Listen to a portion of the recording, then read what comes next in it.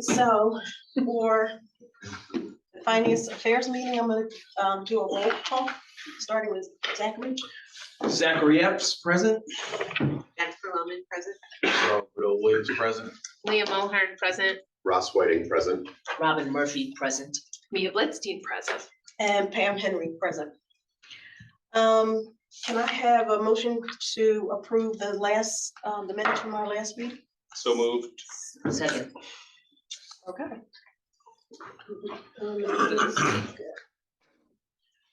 And so I will turn it over to Mr. Swiger.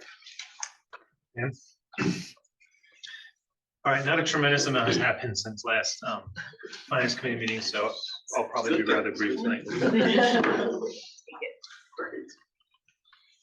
Light agenda, just focusing on a review of the current financials through December 31st, which for a lot of places is their end of year, but is just our mid-year point. And we'll also take a look at some of the interesting things that came out of the approval of the state budget. The final approval, of course, happened mid-December.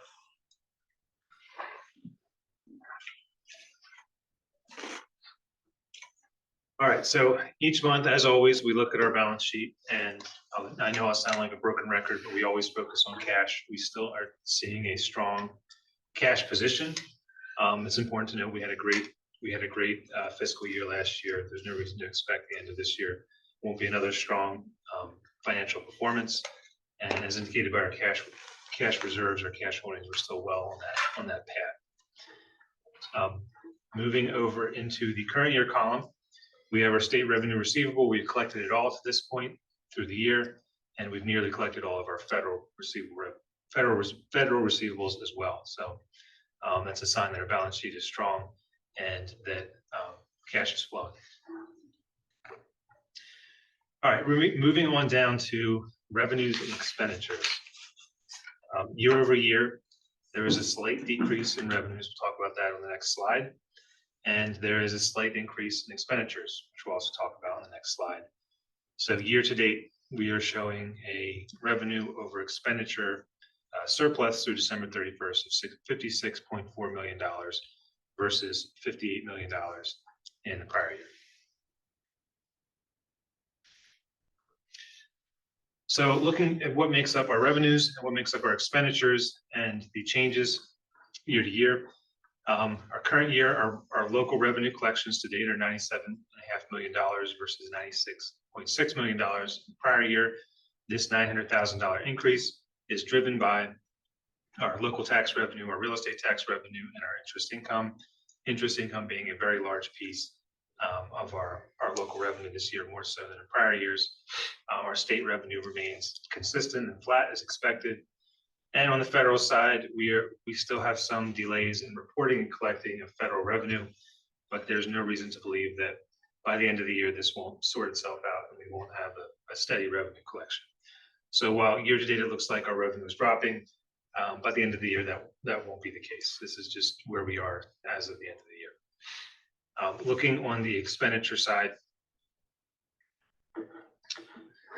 we have our expenditures divided into several categories: instruction, support services, operations, and debt service. The only area of some concern and some note that we're watching is in the special ed side. We are seeing a $698,000 increase year over year. A lot of that could be tuition driven. It's not so much charter school driven like it has been in the past. Some of this is private school driven. So we need to see where we are in terms of payments and payment schedule. There's also some of an increase in staffing in our special ed area as dictated by student need. Another area to point out, and I know I've mentioned this in the past, I'll keep driving home the same points. Our transportation expense is currently up $382,000. That's a planned increase. That's a contractual increase. Our total transportation expense is right around $7 million. And there was a 10% increase in our contractual transportation rate. That transportation rate is still very competitive within the township. It's somewhat of a catching up. I would consider somewhat catching up from our vendor. So by the end of the year, we should be looking at a 10% increase on that $7 million. So, $700,000 increase, and that's almost right on line where we are are to date through December 31st.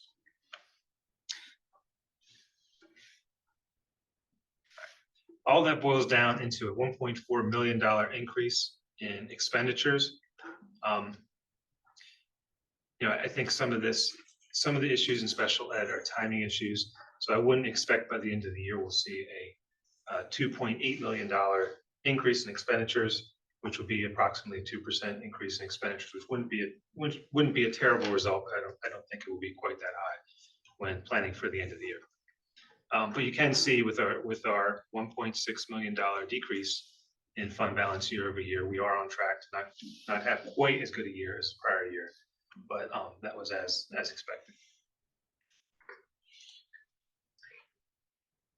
As every finance committee meeting, I continue to show this graph. I won't spend too much time on that. I think the more important chart to focus on is our local revenue historical collections. And while our district's revenue position is strong, you can start to see where some of the cracks might emerge in the upcoming years. So we look at our real estate tax collection.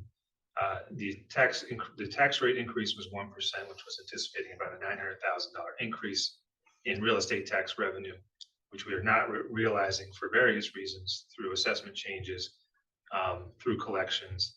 And when you look at our delinquent tax base, so you look at our holistic current tax collections, delinquent tax collections, even with a 1% real estate tax increase, we're not seeing as strong output as what we would have hoped or expected. So we'll continue to keep an eye on this number and how it shapes out as we complete the tax revenue cycle at the end of January. The other area to point out is real estate transfer taxes. We're starting to see a month-to-month slowdown. In the height of the real estate boom, we'll call it, over the past couple of years, we would see over $100,000 monthly collections. That's been dropping to 90, to 80, to high 70s. So I think we'll see a slowdown on the real estate transfer tax side as well. Our earned income tax collections continue to be strong. So that's the positive note on this slide, as well as with the prime rate being as high as it's been in a decade, we still have a very healthy, robust earnings on investments. So before I move off of our interim financials, any questions on the results? Any questions? Mr. Epps? Is it all right if I ask a question from the previous slide? Sure. For clarity, appreciate the presentation, the special education line item, you mentioned private schools. So our alternative placement agreements, as that tuition is used, is that where it shows up? Part of that, yes. Part of it. Where's the rest? Or what is the rest? So private placements, outside district placements, typically referred to as private placements. This is where primarily all of it would show up. So most of it shows up. In the very rare instance, you might have a regular ed student in a certain situation would be placed elsewhere, but primarily all of it's in it. Got it. And then delinquent taxes, I know I've asked you this question before, so the overall change, is that an assessment of how well we're collecting delinquent taxes, or is that just a sort of just a static, this is what happened and that's a change year to year? So when your delinquent tax balances are high, it can indicate a struggling tax base that is unable to pay their taxes, therefore they go into delinquency. The fact that it's low is an indication that the tax base is strong. Okay. And so with the collections being low, it's not necessarily a bad indicator. It's a positive indicator, but looking at overall real estate tax collections and the timing of when money is received, it's important just to keep both of them in mind moving forward, because at the end of the day, how much money do we have to spend towards education? How much do we need tax going forward? That's all part of that equation. Thank you. Got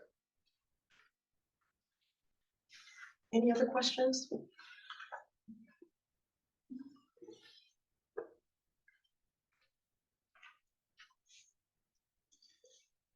All right, it feels like too early in the year for financial discussion.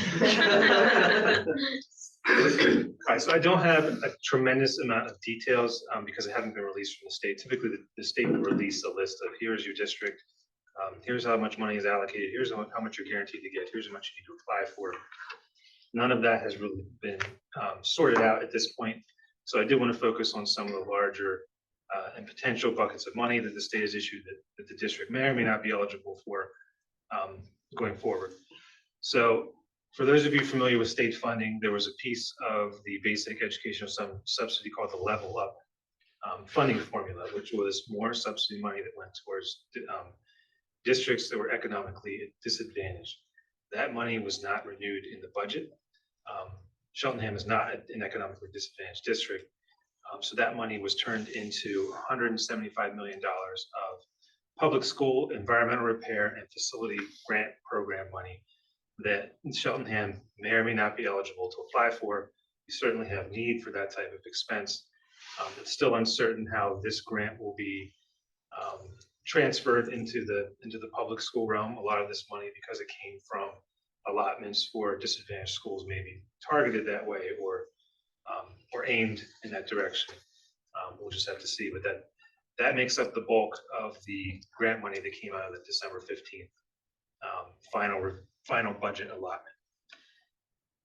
For those of you on the board for a while, you will remember that there were mental health grants through the past couple of years. So those mental health grants were officially renewed, and $100 million was allotted towards public schools, roughly $100,000 per district plus some meritorious adjustment or school-based adjustment. The school safety grants were renewed again as well this year, less money, and this time instead of a straight allotment, districts have to apply for the money, and it's awarded meritoriously based upon need. So $50 million, roughly $30,000, $40,000 if it's spread evenly, depending on how that final allotment shakes out district-wide. And then the final piece, targeted safety grants, that appears to be some of the safety grant money that has been directed towards non-public schools. So one of the themes of the state budget passing was the redirection of money away from public schools towards private schools through the EITC credit, expanded EITC credit through this Level Up subsidy, which was a financial guarantee to public schools, now becoming a grant, which may or may not be renewed from year to year. So the budget is somewhat of a mixed bag. It's increased money for public schools, but also a sort of shifting of allocation of some resources away from the public school system. And as I get more information on how much each district gets for these grants, I will gladly push it out to everyone. Any questions on the budget? Just a healthy portion of my legislative updates. No, it's good. It's good. It's good. I left out all the policy stuff. Right, no, they're just here to get. It's fine. Pure finance. It's good. It's good. All right, we looked at this slide last month. So this slide is a very brief summary of some of the largest budget drivers in the district. Obviously, salary benefits being 70% of our entire budget. But there was one piece that came out last month, which was some positive news. PSERS released its preliminary rate for employers for next year. It was supposed to be over 35% as scheduled per their future projection. But through actuarial evaluation, that was reduced down to 33.9%. They probably could have kept it at 34%. Then they can't say it was reduced. So that's a positive update from last month. So we won't be anticipating a $400,000 or $500,000, $600,000 increase in our PSERS contribution. That's it. Any questions on this slide? Only question, this is just from my own understanding. Should there be a decrease from 34%? Oh, I'm sorry. I forgot to check. Yeah, this should be. Oh, okay. I was just Just so wondering if I was used to an reading it increase. wrong. I just needed that clarification. I was just wondering. I will try to write with my mouth. That's a I'm sorry. It was a projected increase. Okay. I was just so excited to type. I mean, I kind of got it, but I was, the math in my head wasn't, Anticipated. Actually, a decrease. In 20 years of doing this, it's only decreased twice. I'm just too Okay. excited. All right, that was all I had. Lee. Any other questions? All right. motion to adjourn? This doesn't happen very often. I just want y'all to know that. So moved. So moved? Second. Okay. All in favor, say aye. Aye. Meeting is adjourned. Thank you.